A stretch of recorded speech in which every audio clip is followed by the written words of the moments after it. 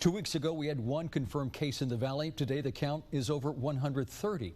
Channel 5's Valerie Gonzalez takes a look at the resources available as case numbers increase.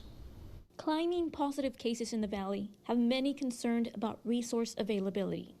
Earlier this week, we were given the wrong total of beds available across the Rio Grande Valley.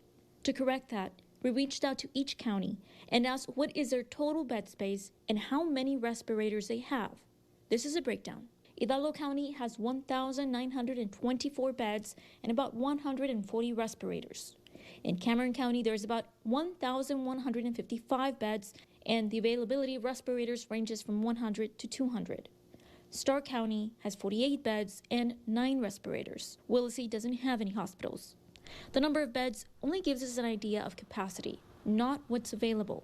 It can also be adjusted, explains Hidalgo County Health Authority Dr. Ivan Melendez. One of our particular hospitals, UHS system, has usually approximately 30 ICU beds. However, there's a plan to expand into other parts of the hospital to create 90 ICU beds. Contingency plans for some hospitals can include how they handle age groups, too. For example, one of the local hospitals has planned to use one of their sister hospitals in Brownsville in order to house all the highly suspect COVID patients that are adults, and our local hospital here to house all the pediatric patients.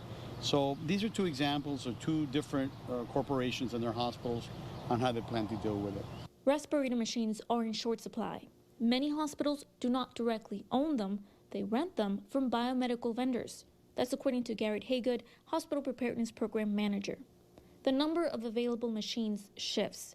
Dr. Melendez says there are alternatives. Now there is talk from the federal sources that there are apparatuses that previously were used just to monitor after anesthesia that can be used with ventilators. Also now there's a question is, can you use a ventilator for multiple people? Can you adapt those machines so that one ventilator can supply several people? We're not doing that down here.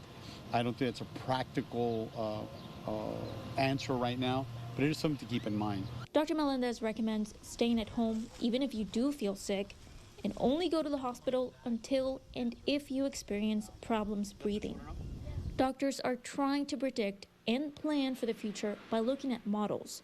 They're bracing for the peak period. I would agree that almost all models that we've been looking at, we're looking, as you say, 2 to 4 weeks, 3 weeks for it to be our climax.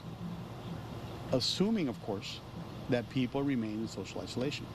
It's hard to come up with good projection numbers because there's just not enough data right now.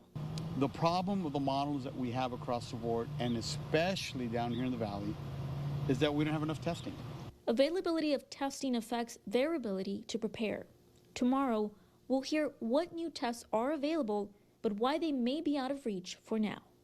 Valerie Gonzalez, Channel 5 News.